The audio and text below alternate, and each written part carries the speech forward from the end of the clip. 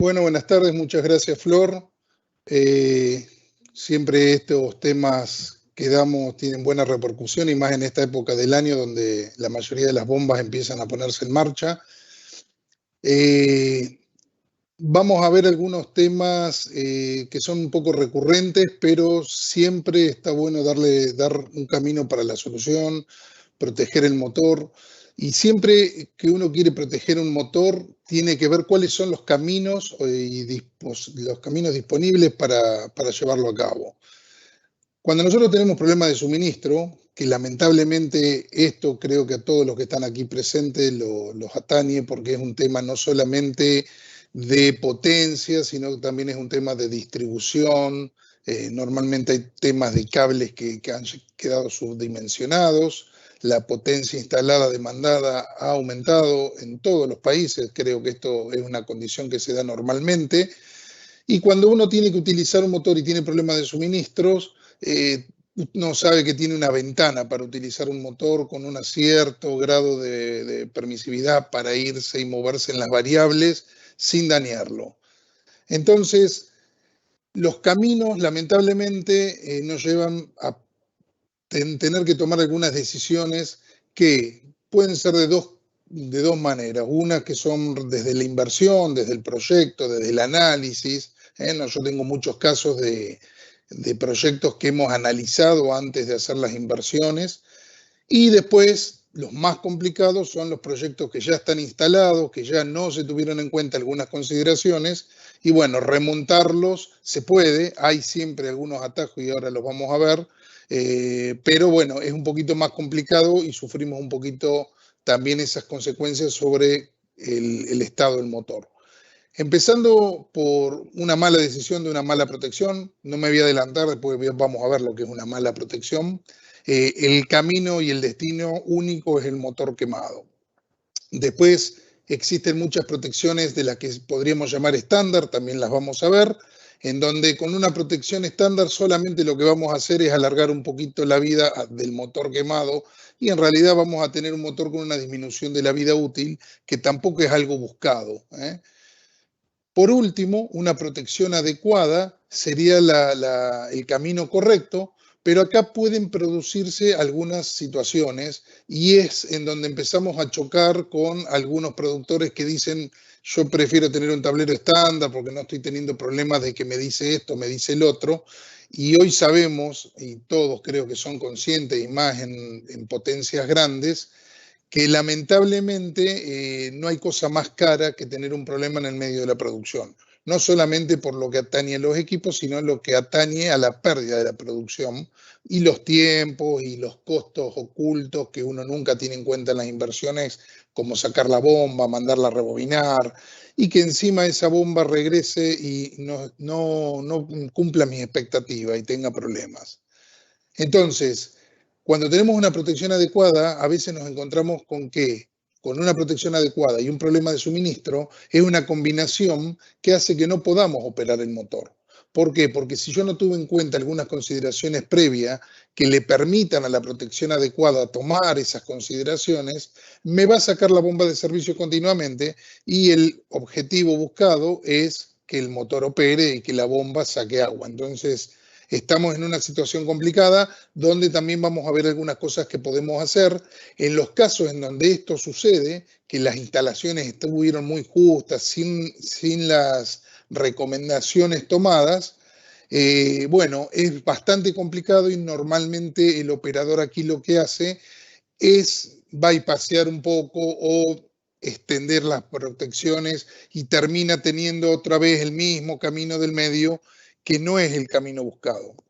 El camino buscado está directamente por la derecha, que es en donde uno ya prevé la situación que va a tener y utiliza una protección adecuada. Entonces, en esa combinación de problema de suministro, protección adecuada y haber previsto las formas en que voy a operar mi motor, yo logro la máxima durabilidad, que es lo que todos estamos buscando. Entonces, los orígenes y consecuencias normalmente se relacionan con lo siguiente en suministro. Baja tensión, ¿sí? Después tenemos como consecuencia sobrecarga, tenemos desbalances eléctricos, la baja tensión, podríamos decir, en una fase, y siendo muy extremo, es la falta de fase, vibración del motor, que esto parece que fuese algo mecánico y no tiene que ver con la parte que estamos viendo, pero yo les voy a mostrar que hay una relación, y temperatura. Como origen entonces de todos los problemas, la baja tensión es la causa normalmente que se da en todos lados. Esta empeora cuando la baja tensión no es pareja, es decir, tenemos una corriente, una alimentación trifásica, entonces es más dañina, por supuesto, la baja tensión por fase que la baja tensión en las 3 fases al mismo tiempo. Cuando tenemos esas bajas tensiones, obviamente lo que tenemos como consecuencia inicial es una sobrecarga. Si se da, como les decía, por fase, tenemos un desbalance. Si a su vez este desbalance es mayor del 5 o 6%, vamos a empezar a tener vibración, aunque no nos percatemos en un principio, la vibración es una realidad del motor y viene con un origen eléctrico. Y por último, la temperatura, que como siempre digo, la temperatura es la variable que termina dañando el motor en todos los casos y es la consecuencia del punto 2, de la sobrecarga, del desbalance, la vibración, todo lamentablemente termina en temperatura y la temperatura prácticamente es la que define la vida útil de nuestro motor. Entonces, ¿qué debemos saber del suministro? Nosotros para operar un motor, y los fabricantes nos lo permiten, damos una ventana de operación. ¿Por qué me refiero a una ventana? En realidad tenemos más variables para controlar, pero las mínimas variables que uno debe cumplir son la ventana del voltaje, en donde uno pide generalmente que se mueva entre más 10% y menos 6%. Ahora les voy a mostrar por qué. Y después la corriente nominal, que lo ideal es entre el menos 25% y nada por encima de la corriente nominal. Esa es una ventana, digamos, de trabajo óptimo. Hay veces que se da una extremidad y estamos en un extremo de voltaje y si tenemos a su vez un problema de corriente como consecuencia, la combinación de ambos problemas es letal. Si ustedes miran ahí la ventana, podríamos decir que para el grado de problemas que nosotros tenemos en los suministros, la ventana esa es una ventana chica, ¿sí? Y los problemas tienen que poder entrar por la ventana. Si los problemas entran por la ventana, son absorbidos por el motor. El problema es cuando el grado o sea, el suministro está muy complicado, generalmente es más grande que la ventana y nos destruye esa ventana, porque no es capaz de ser absorbida por el motor. Si ustedes ven acá en un diagrama más o menos sencillo, ven una línea de voltaje nominal que está en el medio, se ve un más 10% de tolerancia hasta acá arriba, un menos 6%, y ahora les voy a mostrar por qué es la diferencia. Normalmente casi todos ponen más menos 10, pero lo mejor y lo ideal sería no variar estos dos límites, digamos. Y después tenemos hasta aquí hacia la derecha una corriente nominal máxima. ¿Y qué es lo que sucede? Cuando nosotros, por ejemplo, estamos en un voltaje de menos 6%, podemos llegar a tener una sobrecorriente determinada, ¿sí? Eso depende del motor, yo acá no hablo de valores, sino que estoy hablando de porcentajes. Cuando tenemos un más 10% de voltaje, también puede llegar a tener más o menos la misma incidencia que vemos acá abajo. Fíjense que la corriente se pasa de los límites que marcaba esta corriente azul, que es la corriente nominal, ¿sí? Y estamos con un problema, pero estamos todavía dentro de los valores de tolerancia. ¿Por qué se da esto del más 10% y el menos 6%? Bueno, ustedes saben que un motor tiene arriba una hidráulica, en este caso estamos hablando de bombas, pero esto es para cualquier motor, ¿sí? Pero en el caso de bombas, el consumo, la demanda, tiene que ver específicamente con las dos variables que generan demanda, que son el caudal y la altura, ¿eh? Caudal por altura termina siendo directamente proporcional a la potencia demandada hacia el motor. Entonces, fíjense que estas dos variables, Q y H, generan la demanda y después tenemos dos variables que usa el motor para abastecer esta demanda. Las dos variables que utiliza el motor para abastecer la demanda son el voltaje y la intensidad. Yo siempre doy, y por ahí doy en otras charlas, las relaciones que hay entre las variables de la hidráulica y las variables de la parte eléctrica, que siempre hay una afinidad. Fíjense que la combinación de las dos variables generan potencia en los dos casos, una es demandada y la otra es suministrada. Y ustedes dirán, ¿y qué relación hay entre caudal, voltaje, intensidad? Y sí, el caudal podríamos decir que es la intensidad, ¿sí? Para la bomba el caudal es la intensidad que fluye dentro del motor y la altura es el voltaje, ¿eh? La diferencia de altura, la diferencia de potencial es la que me induce, la diferencia de potencial a una corriente y la diferencia de altura me induce un flujo. Entonces estamos viendo acá que justamente dos variables que multiplicadas terminan siendo directamente proporcionales a la potencia demandada, deben ser suministradas por dos variables que tomamos de la red, que son el voltaje y la intensidad, y en la multiplicación de ambas estaríamos entregando la potencia que nos demanda la bomba, ¿sí? Entonces ahora, ¿por qué normalmente nosotros tenemos un problema de exceso de corriente en el motor cuando el voltaje disminuye? Bueno, justamente porque el Q por H es constante, porque la bomba lo único que se fija de lo eléctrico es la frecuencia, los 50 Hz. Así que la bomba está girando de 50 Hz en Argentina, perdón, en 60 Hz en otros países. Pero la bomba está girando a las RPM de la frecuencia, ¿sí? Entonces la demanda de la bomba es constante. Hay una pequeña variabilidad que tiene que ver con el voltaje, que ahora se los voy a decir, pero normalmente la red me está entregando lo que nosotros tenemos como nominal en nuestra red. Acá Argentina es 380, otros países es 440 volts, y está esperando una corriente que fluya por el motor tal que en su multiplicación me entregue la potencia que me demanda la bomba. El problema es cuando el voltaje se cae, como en este caso un 6%. Como me quedo con menos voltaje y yo debo mantener la potencia, lo que hace el sistema automáticamente es pedirle más corriente a la red y esa corriente va a compensar la caída de voltaje para mantener la potencia que le debo entregar a la bomba.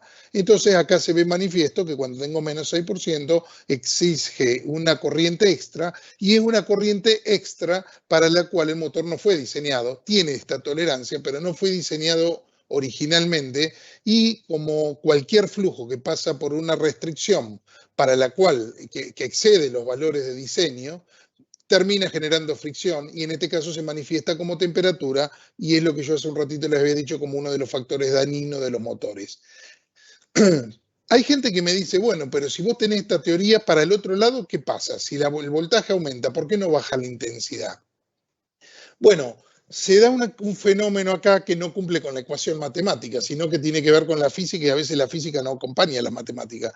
¿Y cuál es la ecuación que se cumple acá?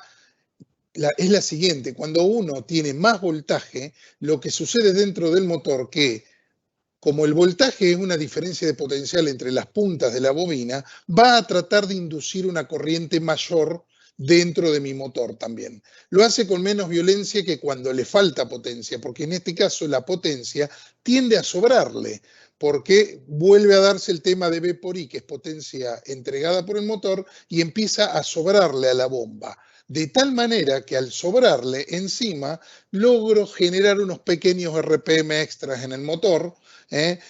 Alguien me diría, y no, pero si seguís teniendo la misma frecuencia. Sí, bueno, pero uno tiene una frecuencia, pero el rotor no está girando a la frecuencia. Recuerden ustedes que siempre hay un deslizamiento entre el campo rotórico del estator y el rotor que hace que las RPM del rotor sean menores a las del campo magnético y eso tiene que ver con otros temas que no vamos a ver acá, que es la eficiencia del motor. Entonces, lo que les decía, cuando aumenta el voltaje, a su vez de incidir y generar un exceso de corriente dentro del motor porque estoy generando una diferencia de potencial mayor, es decir, estoy empujando corriente hacia dentro del motor, encima logro unos RPM extras que hacen que la bomba, al girar con unos RPM extras, ¿qué sucede? Aumenta Q, aumenta H, aumenta consumo. Entonces, doblemente y con doble factor me afecta también la subida de amperaje cuando hay una subida de voltaje. Entonces, uno, con todo esto que les estoy diciendo y que les decía que es un, tenemos una corriente nominal permitida, que es la que yo les mostré acá, ¿sí? Y tenemos un consumo demandado, ¿sí? Por la bomba. El problema es cuando sucede esto, cuando tenemos oscilaciones durante el día, durante la noche, durante los días de voltaje, y la única solución aquí que tenemos es con lo que ustedes están viendo ahí con la rayita verde que va subiendo, y es de alguna manera sobredimensionar el motor o subdimensionar la bomba. Cuando yo me refiero a sobredimensionar el motor, no hay mucho más que un motor un poco más grande a lo que le corresponde a la bomba, o subdimensionar la bomba, uno no lo puede hacer con la bomba instalada, la subdimensiona. A lo sumo lo que podría hacer es cerrar un poquito la esclusa y bajar el consumo. Pero bueno, voy a bajar la prestación que yo necesito, el caudal y la altura. Entonces, en ese caso, es una cosa que debería ser prevista para no tener que afectar a mi instalación. Otra cosa que nos sucede muchas veces es que tenemos esta situación, acá está muy exagerado, no estoy hablando de tener un doble de corriente nominal aceptada, pero bueno, lo estoy haciendo exagerado a propósito para remarcarlo. Después lo vamos a ver y acá surgen muchas consultas como, che, la bomba no me va a consumir más si utilizo un motor más grande, que la respuesta es no, pero lo vamos a ver después. Pero otras cosas que están sucediendo también con las redes es que la población aumenta y cuando la población aumenta aparecen barrios, aparecen industrias, aparecen pymes que se están conectando de las líneas existentes. Cuando estos consumos se conectan a líneas existentes trifásicas y no lo hacen bien distribuido, como por ejemplo en este caso, que lo están haciendo de L3, de una de las fases, lo que yo voy a tener es desbalance. El desbalance puede ser, es como yo diría, es una enfermedad silenciosa, porque muchas veces el desbalance se produce con las tres corrientes, porque el desbalance, cuando digo desbalance, es de voltaje, desbalance de tensiones y desbalance de amperajes. Las dos están relacionadas. Pero cuando uno protege una bomba con un cierto A, como en este que vemos acá, y tiene desbalance, la situación que se da, que la vamos a ver en unos slides más adelante, es que el motor para que yo compré original, este que está aquí, no es más este motor, es un motor más chico, porque el motor pierde potencia nominal. ¿eh? El desbalance, fíjense que acá hablábamos de B por I, pero acá tenemos una trifásica y acá se me está subiendo o bajando una de las fases y lo que genera es campos encontrados, digamos, dentro del motor, para decirlo de alguna forma, que en definitiva se molestan y terminan generando un motor de mayor potencia nominal y en un caso grave puedo llegar a tener esa situación por un desbalance, que la bomba siga consumiendo lo mismo, pero que ahora mi nuevo motor virtual, porque el motor que yo tengo es el de siempre, pero virtual porque tengo desbalance, es un motor que está exigido porque está siendo superado por la corriente de consumo. Entonces, cuando uno quiere hacer una previsión y quiere saber cómo va a corregir y qué debería tener en cuenta, muchas veces tiene que empezar desde lo básico. Primero, y voy a descartar todo el tema de que estén las instalaciones, que haya potencia. Estoy hablando de que cuando ya me dejaron todo el servicio listo como para que yo haga mi provisión, y voy a tener que determinar básicamente qué tipo de arranque voy a utilizar. Y digo básicamente porque acá muchas veces, sin ser avanzado, uno elige según su criterio. Dice, a mí me gustaría usar un variador de velocidad, que es lo último en tecnología, o un arranque suave. Pero cuando uno va a los datos avanzados para hacer esa selección, debería hacerse algunas otras preguntas antes de seleccionar, como por ejemplo, si tengo potencia, cuál es la calidad de los cables que llegan a mi instalación, la variabilidad del servicio requerido. Yo tengo casos esta semana que tienen todo maravilloso y sí, lo único problema que tienen es que les cortan 5 o 6 horas al día el suministro. Tipo de resguardo respecto de la presencia de altas temperaturas, bajas temperaturas, tierras, bichos, humedad, condensados, cambios, o sea, los condensados se dan generalmente en los lugares en donde hay extremos de temperatura diferente durante el mismo día. Y otra que no es menor una asistencia cercana y repuestos, porque a mí, recuerden que estos son sistemas en serie que cuando falta un componente de la serie, dejó de funcionar el proceso completo. Entonces, cuando hablamos de sistemas de arranque y uno dice voy a usar, por ejemplo, una velocidad variable, está perfecto, pero lo primero que uno debería consultar es, ¿necesitan velocidad variable o es un sistema que trabaja con un requerimiento homogéneo? Porque si lo es así, ¿por qué me voy a meter en algo en donde voy a tener que a su vez sobredimensionar el motor para tener una velocidad variable? Porque es la recomendación de los fabricantes de motores sobredimensionar el motor. O sea, no por lo que yo les dije antes, sino solamente por usar una velocidad variable. Después puedo resguardar o garantizar que que lo voy a resguardar de la tierra, bichos, calor, humedad. Y sí, probablemente debería ser una cabina en donde ponga mi tablero con velocidad variable dentro, ¿sí? Después el suministro eléctrico. Hay veces que hay cosas que yo puedo hacer, como la cabina, temas de refrigeración, antitierra, antibichos, pero el suministro muchas veces no lo puedo resguardar.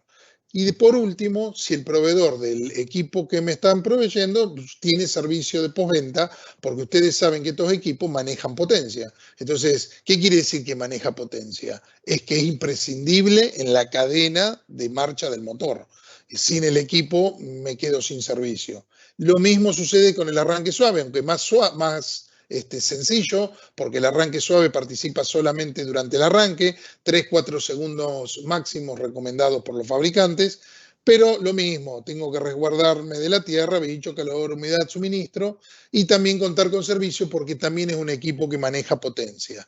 En estos casos es donde nosotros hemos optado por utilizar en el 90-95% de los casos un sistema que maneje la potencia en forma tradicional, ¿sí? Sencillo, que uno tenga acceso a todos los componentes en cualquier negocio mediano de la zona, ¿sí? Pero, porque la ventaja que tienen estos equipos es la programación, la sofisticación, los PLC, manejamos el control del motor con una unidad electrónica computarizada externa que no maneja la potencia del motor, que puede ser independiente incluso, en todo caso, del manejo del motor. Entonces, en estos casos, con otro tipo de arranques, estrella, triángulo, impedancia, compensado, y la protección electrónica que es total, al no manejar la potencia, bajan los costos, la reparación y todo.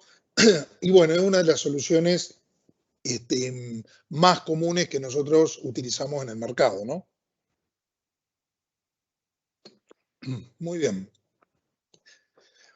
Respecto del operador, y acá parece que yo estoy hablando de problemas de suministro eléctricos, y a veces ustedes me dirán, ¿y pero qué tiene que ver el operador con el suministro eléctrico? Y bueno, el tema de interpretar las variables de ingreso a mi tablero generalmente tienen que ver con el operador. Entonces, el operador básico enciende y apaga, pero normalmente ese operador tiene un objetivo, tiene que salir agua por el caño. El avanzado ya puede operar sistemas de protección inteligente, hacer relevo de las variables, medirla, debe contar con instrumentación, hacer análisis de rendimientos, vibraciones, sonidos, hacer relevamientos de mantenimiento, presencias de golpes de ariete, bueno, que esto suma porque el tema del golpe de ariete, por ejemplo, en una parada violenta, en una parada o en un arranque violento, si uno no tiene arrancador suave, porque para eso también sirven los equipos, los drivers que vimos en el slide anterior, pero debe de alguna manera, si eso no lo utiliza porque tiene otros problemas, ver de solucionar algunas cosas como por ejemplo el golpe de ariete, que esto se ve en otra charla. Por último, la telemetría sería como un ayornamiento, un conjugado de todas estas variables avanzadas, porque no solamente uno hace todas las mediciones, sino que es como que está al lado de su pozo, de su bomba, todo el día, con sistemas de relevamiento constante y alarmas en teléfonos, mails, que es, digamos, prácticamente lo que se está viniendo en el mercado.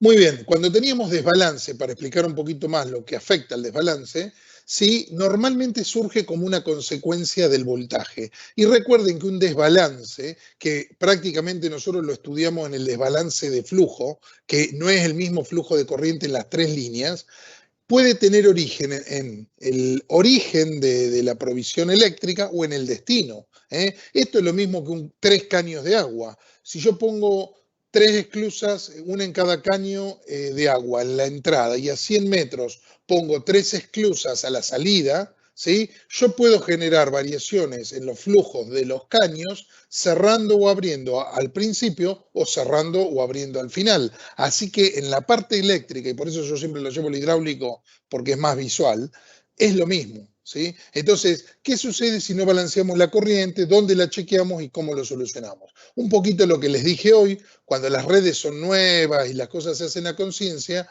los sistemas están originalmente balanceados. Cuando se hacen ampliaciones de redes normalmente, aparecen estas cosas como que una distribución incorrecta en donde toma de dos líneas y después tenemos ya estos problemas famosos de desbalances. Para decir, yo lo he dicho en muchas charlas y siempre lo repito porque es la forma más fácil de verlo, y acá aparece la palabra vibración que es mecánica y uno dice que tiene que ver con lo eléctrico. Si yo tengo un motor que tiene un rotor interno, acá lo están viendo, ¿sí? Y lo corto y lo miro de arriba, nosotros imagínense que estos niños son las fuerzas que se generan, las fuerzas magnéticas que se generan sobre el rotor.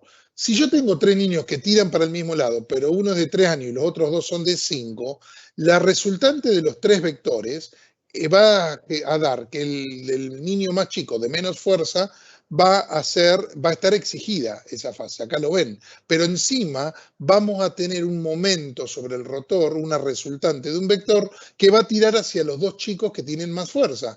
Como consecuencia de esto, el eje del rotor va a tender a forzar hacia un costado. Y acá al costado lo que tenemos, acá está muy remarcado el tema, esto ya sería un motor que se tiene que sacar del pozo o ya se puso a masa, pero lo que va a hacer como resultado es gastar los bujes de grafito del lado que el campo magnético atrae o empuja más. ¿Eh? Y ustedes dirán, ¿y el desbalance es algo normal? ¿Es algo que nos afecta? No es solamente vibración. Recuerden que ahora les voy a mostrar otras cosas, que es la caída de la potencia nominal de un motor. Yo compré un motor de 100 caballos, pero tengo desbalance. Es como si tuviese un motor de 95 caballos. ¿Y qué pasa? Se me recarga, porque la bomba ahora lo consume completamente. Para que ustedes se den una idea de la gravedad de la situación, y acá yo acabo de hacer un print antes de la charla, acá lo están viendo, 19 de agosto del 21 a las 15:03, me metí en una de las telemetrías que tenemos monitoreando algunas instalaciones del país y saqué nada más que un relevo de la corriente de las últimas, desde las 4 de la madrugada hasta que hice la medición. Y fíjense esto, y es terrible. Y bueno, obviamente que nosotros miramos, pero no somos los operadores y este cliente está recibiendo sus alarmas y un poquito, ¿se acuerdan el tercer camino en donde tengo las protecciones, pero bueno, tengo que regar? Y fíjense esto, y esto es letal para el motor. Miren aquí a la derecha, 198 amperes, 177, 169. No hice ahora la cuenta, pero estimo que está en el 9-10% de desbalance. Y en los manuales dice que cuando uno supera el 5% debería apagar la bomba. ¿Sí? Yo les estoy hablando de desbalance y cuando hablaba de malas protecciones, no hay tableros de malas protecciones o de protecciones estándar que midan el desbalance en este nivel. Acá un submonitor, por ejemplo, va a sacar la bomba de servicio. De hecho, en este caso, la bomba, el submonitor que está operando a través de la telemetría lo está mirando. Lo que sucede es que yo entré a ver por qué esa bomba no se detenía y me encontré con que el usuario apagó la protección. Y ahí estamos en el tercer camino. Tengo la protección muy buena, tengo problemas de suministro, pero me tapo un ojo y vamos por el tercer camino, que es disminución de la vida del motor. Todos sabemos que con esta condición está sucediendo esto, y no solamente está sucediendo esto, sino que está exigiendo la bomba porque el motor que tiene con este desbalance, que es un motor en este caso, si se fijan, 125 caballos, tiene una nominal de 187 amperes, así que tiene dos fases por debajo de la nominal y una por arriba. Uno diría, bueno, pero tiene dos fases por debajo, no va a tener sobrecarga. Sí tiene sobrecarga, porque está sucediendo esto que les estoy mostrando acá arriba. Entonces, fíjense qué elocuente ver una cosa así. El cliente acá lo que tiene que hacer es ir a resolver. Los submonitor, los dispositivos que protegen, no solucionan las cosas, porque no tienen la capacidad de solucionar un problema de suministro eléctrico. Lo que tienen es la capacidad de indicarnos, hacernos una historia, un análisis y decirnos esto así no puede seguir. ¿Mm? Muy bien. Lo que les acabo de decir respecto de la potencia nominal del motor. Un motor con desbalance, por ejemplo, de un 2%, que es una cosa poca significativa, me dice que de la potencia que yo tenía disponible el día que compré el motor, en este momento lo estoy usando al 95%. Muchas veces este margen que tenemos acá del 5% es el que nosotros utilizamos para consumo de la bomba respecto del motor. Nosotros normalmente utilizamos una bomba que llega hasta 95% para este motor y en este caso estaríamos en una situación grave porque la bomba estaría consumiendo el 100%, la bomba creería que es el 100% del motor porque el motor se me achicó. ¿Mm? Por otro lado, un desbalance, acá hay una relación, esto para que tengan una idea, es de 1 a 5 la relación. Cuando ustedes a veces ven, miran el voltímetro y ven 440 volt, 420 volt, 405 volt. Y bueno, tenemos desbalance. Lo que hay que saber, y a mí me gusta más medir, porque a veces menos se detecta menos, acá en Argentina 380 volt, vemos 387, 385 y 373. Hay desbalance ahí.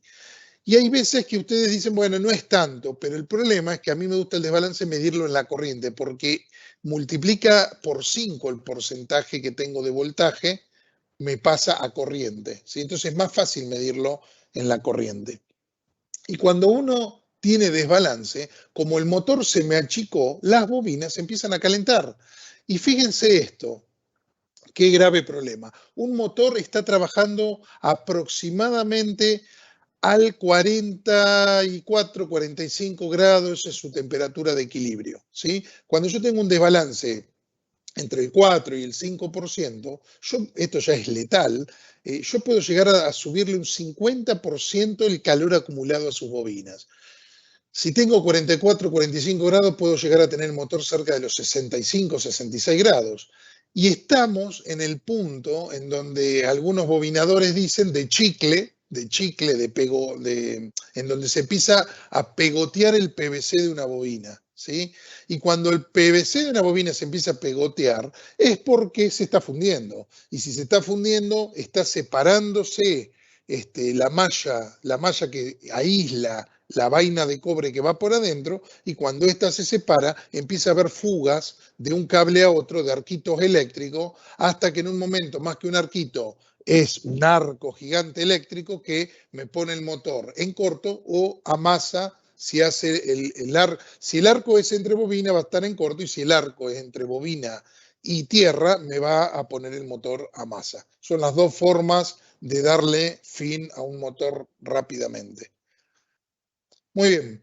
¿Qué pasa con la vida útil? Supónganse que no llego a quemarlo, pero está caliente el motor, está trabajando a más temperatura y ¿se acuerdan en el segundo slide que yo les dije todo termina en temperatura? Y bueno, la temperatura entonces termina siendo prácticamente la que define la vida del motor. Y la vida del motor también está relacionado con el grado de aislación eléctrico que tiene el motor. Entonces la temperatura está relacionada con el grado de aislación eléctrico. Y encima tenemos un problema. Cuando uno tuvo temperatura y degradó los materiales, esto no tiene retroceso, no es que cuando se enfríe el material se va a recuperar. Entonces, hay gente que le gusta este slide porque acá me dice, yo les había dicho que un motor opera a 44 grados y fíjense que más o menos hasta 50, 52, 55 grados, con algún problemita de sobrecarga, algún problemita. Acá también corre el tema de la falta de refrigeración del motor sumergible. Uno puede calentar un motor no con un tema eléctrico, sino que lo puede calentar con un tema de falta de flujo de agua.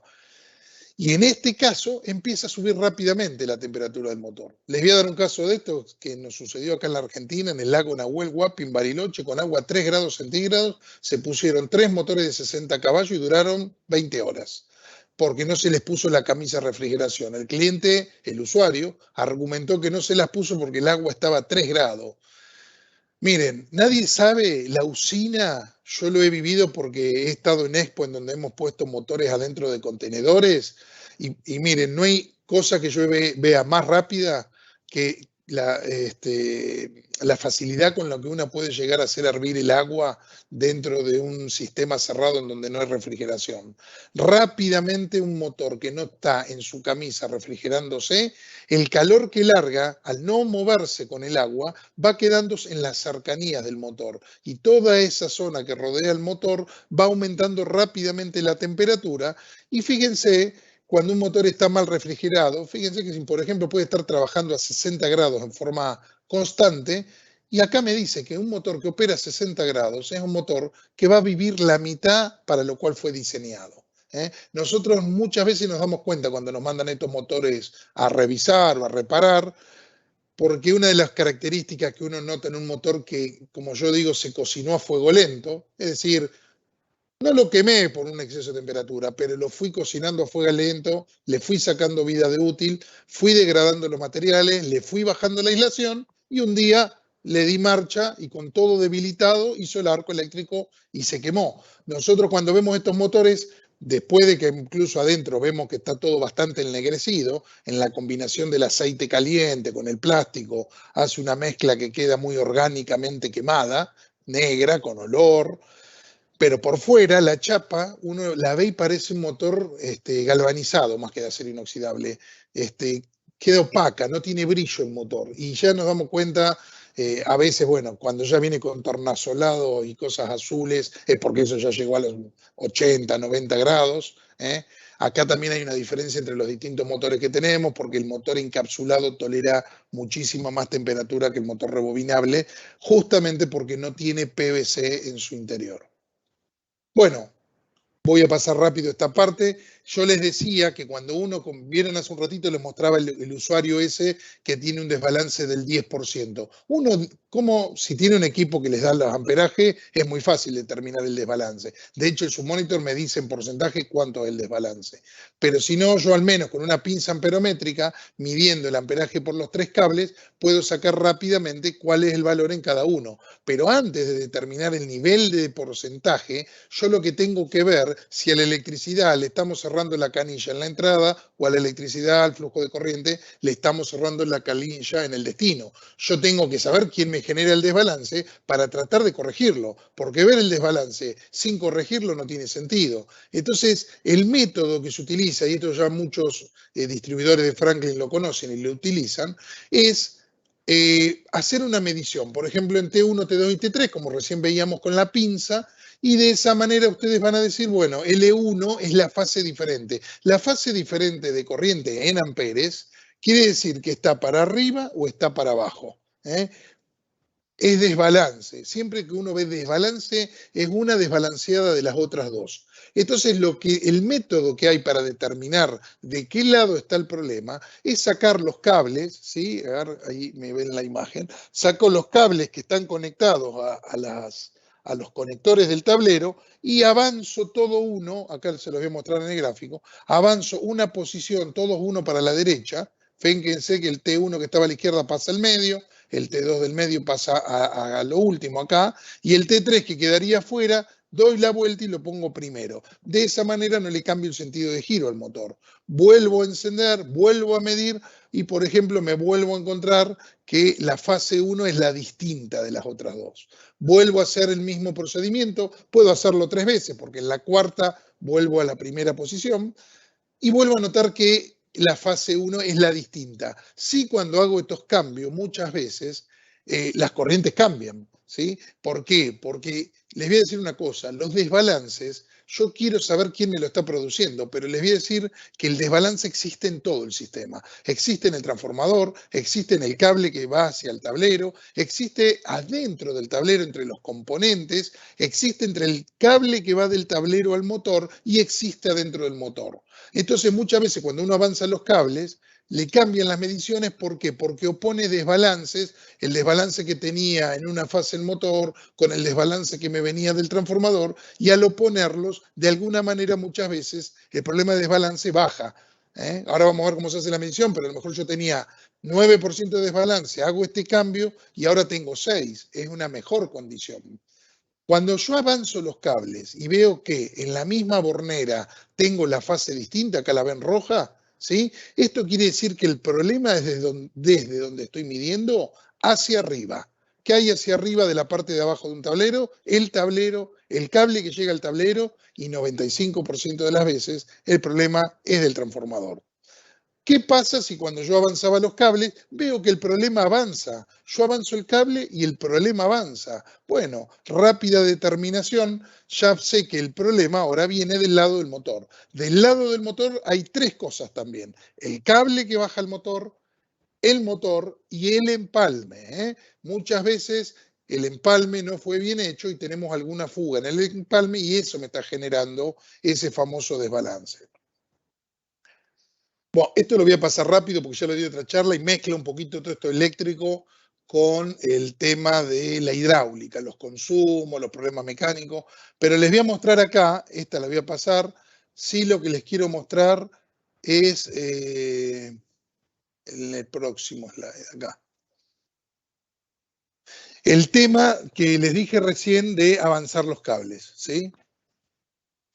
Fíjense que cuando uno tiene un problema, bueno, el mismo cuadrito que les mostré hoy ahí arriba de los 3 chicos que generan desbalance, la misma imagen de recién, ¿sí? Fíjense que lo que yo tengo que hacer con los cables es hacer un avance.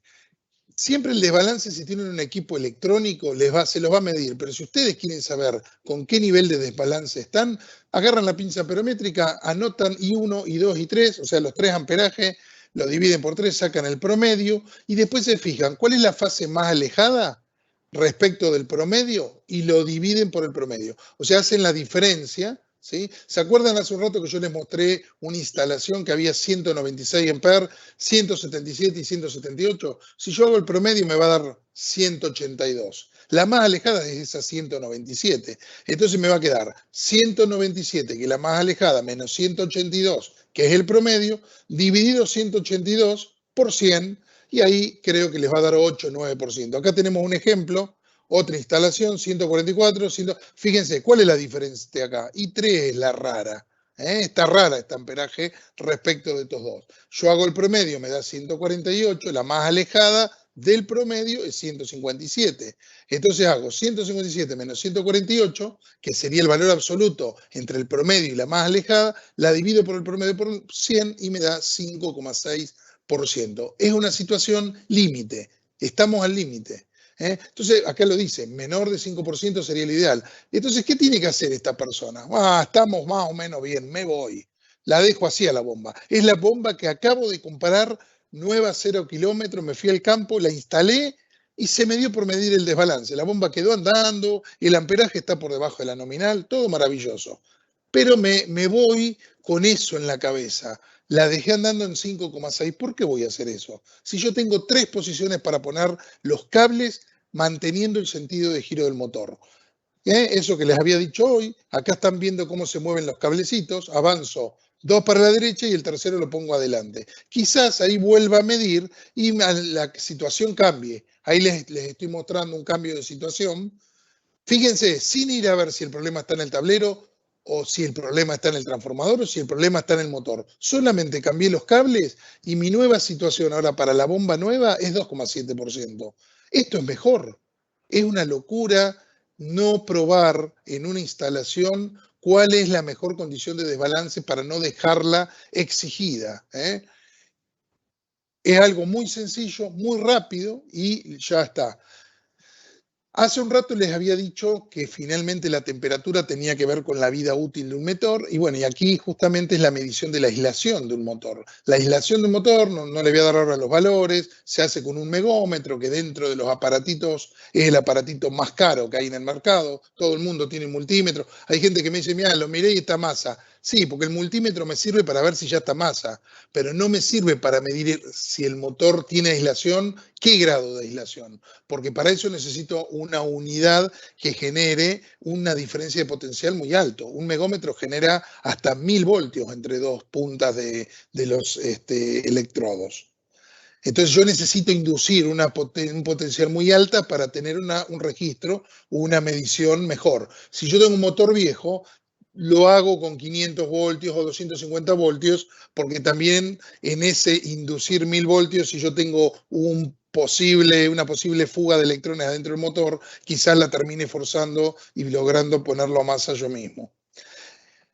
Respecto de los megómetros, bueno, todos conocen los megómetros que hay en el mercado, pero sí les voy a decir una cosa, hay digitales y hay analógicos. Particularmente me gustan más los analógicos, porque la medición de la aislación de un motor se da una cosa muy clásica, que es cuando uno pone 1000 voltios, 500 voltios, el motor se está capacitando, se está cargando de potencial y se me mueven los numeritos en el digital y muchas veces van y suben y bajan y suben y bajan y a veces es medio difícil ver cuál es el valor promedio.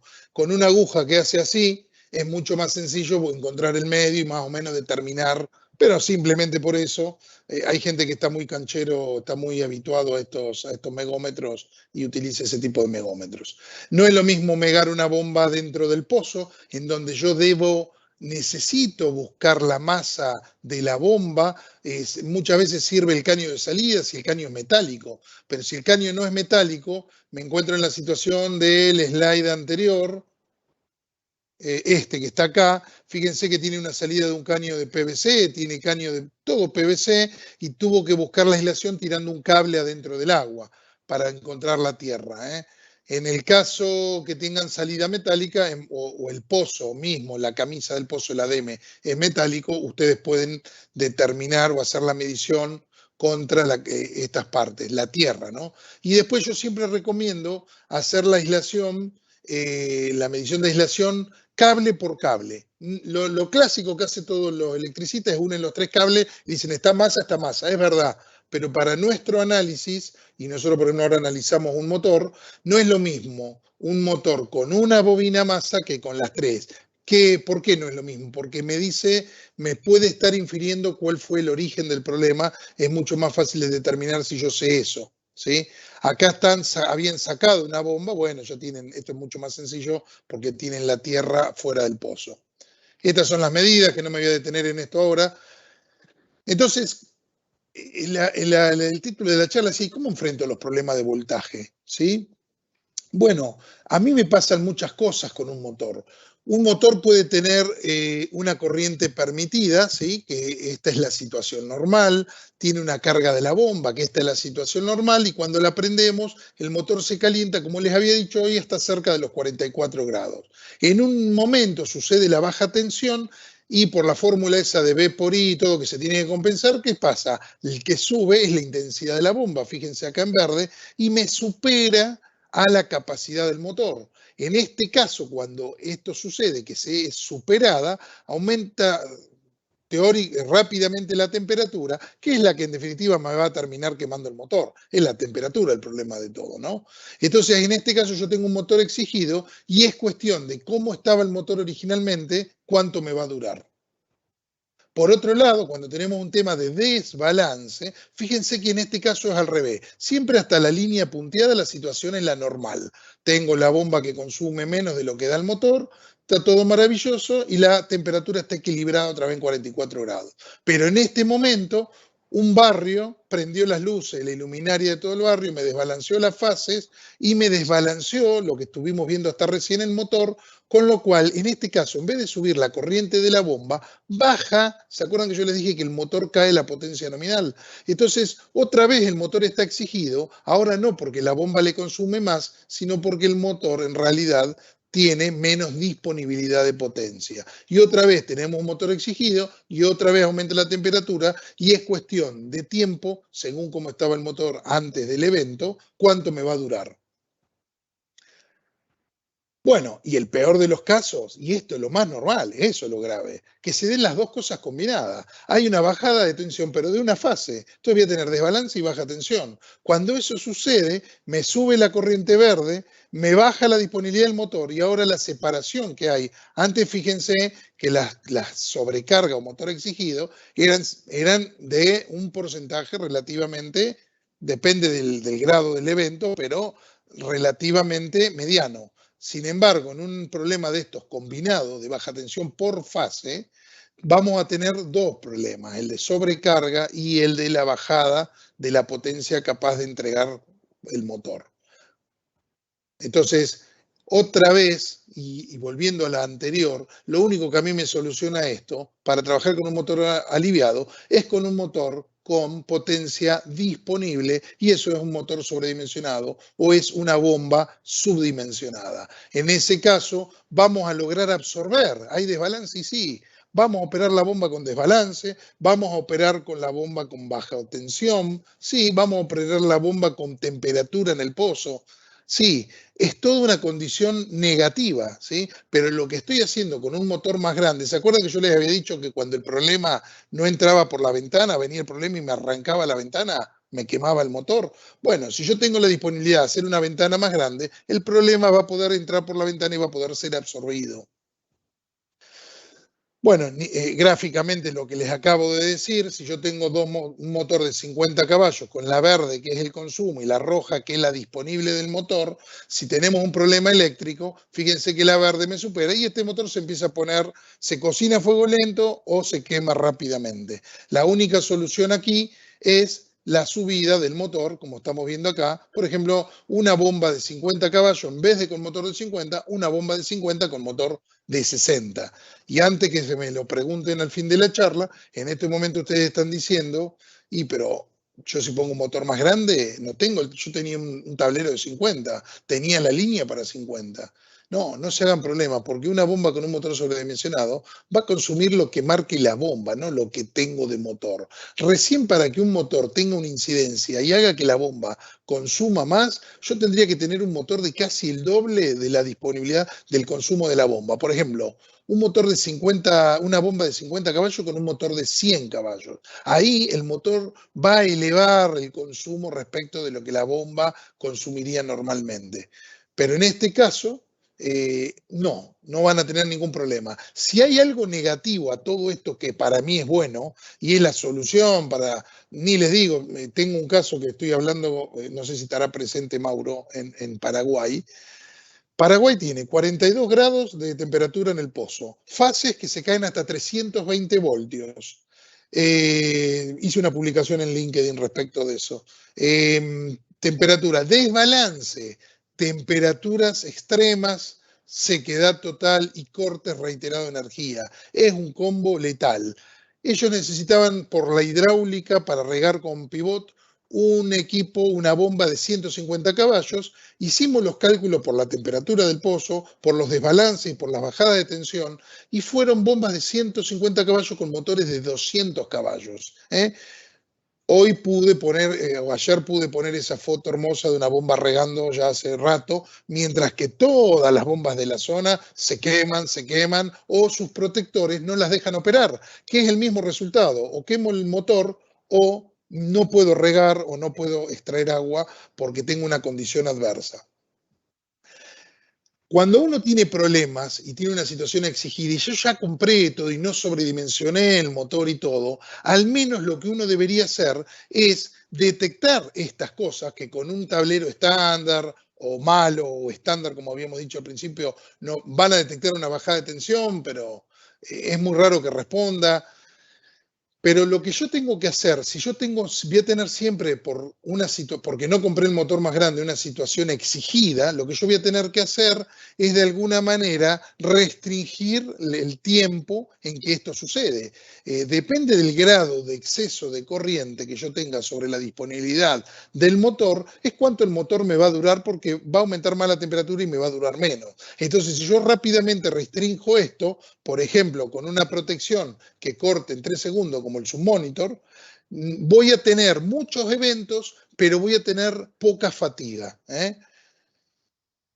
Bueno, cuando hablaba de protecciones estándar, y pues esto para mí ya no existe, prácticamente les diría que no existe ni en la bomba de un jardín. Ustedes me dirán, sí existe, pero en este momento esto no existe, no es nada, digamos, de lo que uno debería utilizar hoy con la tecnología disponible y los costos que realmente cada vez son más bajos. Hoy ustedes tienen un tablero con protección electrónica que tiene un costo. Nosotros acá en Argentina tenemos el Zen 3 para equipos chicos y la verdad que no amerita correr ningún riesgo con el motor, en donde no es más caro la diferencia entre los dos tableros. Lo que es más caro es sacar la bomba que se quemó, pagarle si hay algún instalador, no se enoje conmigo, pero pagar la subida, la bajada, el tiempo, mandarla a reparar, ¿sí?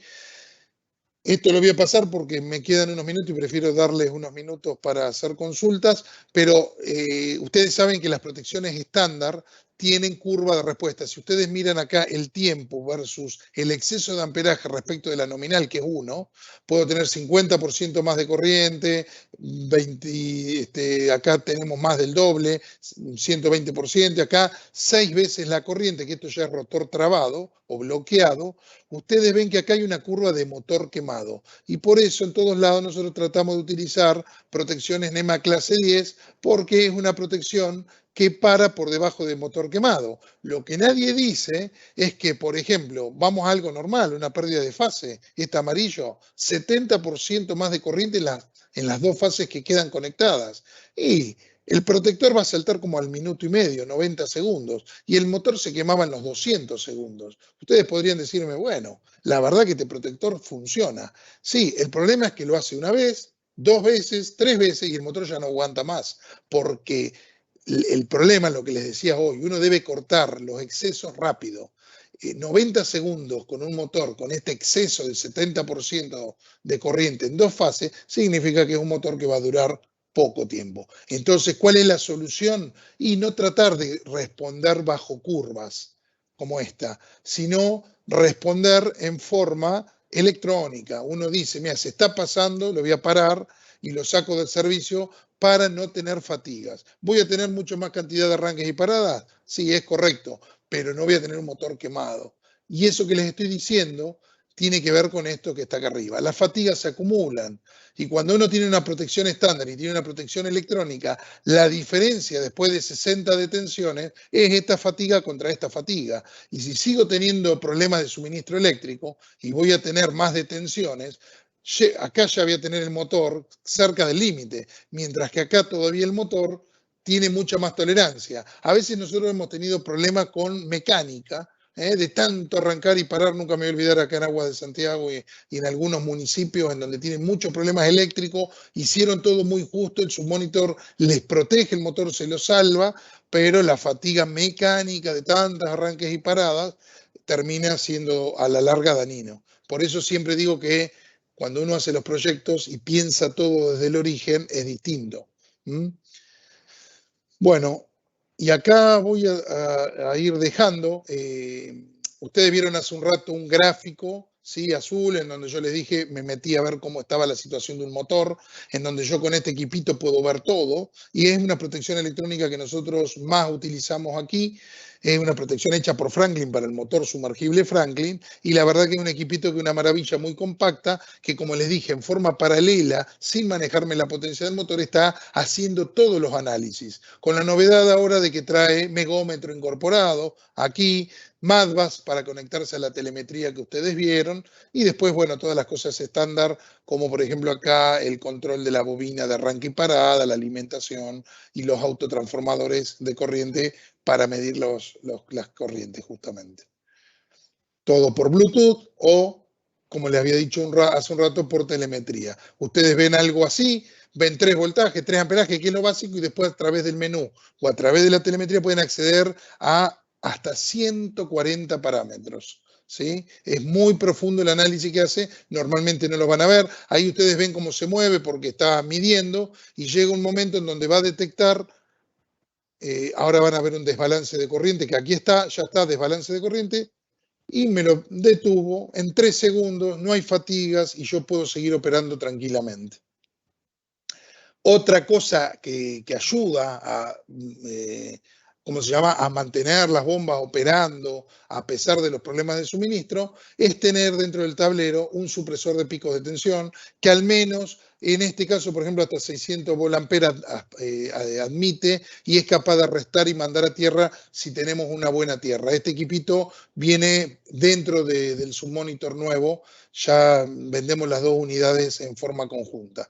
Y por lo que les acabo de decir, todo equipo para mantenerse bajo condiciones extremas de suministro debe tener una tierra excelente. Nadie va a poner una tierra en un pozo paralelo, pero al menos debemos buscar una tierra con un calibre de cable de al menos 2 veces el que alimenta la bomba. Alimento la bomba con 35, yo debería ir con 70 a la tierra, para que en caso de tener algún supresor de pico, que acá está en inglés, surge arrestor, ese supresor de pico tenga un caño bien grueso de salida para mandarme ese exceso de tensión bajo forma de corriente a tierra, que si yo no lo tengo, va a buscar la forma de escapar ese exceso de tensión y la forma de escapar va a ser meterse por el cable adentro del motor y es el famoso motor que vemos con los agujeros esos, que es el escape de un arco eléctrico muy violento. Bueno, gente, espero que les haya servido. Habrá muchísimas preguntas. No sé, Luli, Dani, si hay alguna que haya quedado ahí en el, que se haya hecho durante la charla. O nos pueden mandar a consultas@fele.com. Seguro Lucila o Daniel los van a compartir. Así que bueno, no sé, aparentemente no hay ninguna consulta. A ver si yo lo puedo ver, denme un segundito.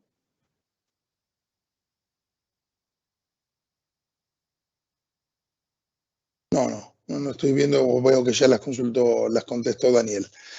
Igual les dejamos, recuerden, consultas@fele.com, porque todo esto lo di muy rápido. Yo le quiero decir que afortunadamente le hemos encontrado la vuelta a los problemas que tenemos acá en la Argentina. Yo también atiendo ahí en Paraguay, Uruguay, Bolivia, y la verdad que pasa lo mismo en todos lados. Los motores están diseñados para trabajar dentro de una ventana y si yo no tengo las condiciones para que entren por esa ventana, algo tengo que hacer. O agrando la ventana o mejoro las protecciones y dentro de todo eso están los nuevos dispositivos electrónicos y por supuesto la telemetría que se viene y ya les vamos a dar novedades sobre eso, en donde ustedes van a tener un control total sobre las situaciones complicadas que están afectando el motor y que muchas veces estamos durmiendo cuando el motor está yendo al fin, digamos, porque está teniendo un problema de suministro que se puede dar en cualquier momento del día. Bueno, en fin, no sé si Dani, no sé si están conectados, Dani y Lucila, y si no, ya acá damos fin a la charla y los vamos a esperar este mismo mes, damos otra que tiene que ver con ahorro de energía. Bueno, evidentemente no pueden salirse o no se están pudiendo conectar, así que les mando un gran abrazo, saludos a todos y nos vemos en el próximo webinar. Recuerden que me pueden pedir esto, nosotros vamos a compartirles el link de esta charla y después, si ustedes me lo piden en forma particular, les podemos mandar un link para que la vean o se las muestren algunas personas que trabajan con ustedes. Les mando un saludo muy grande y bueno, hasta la próxima.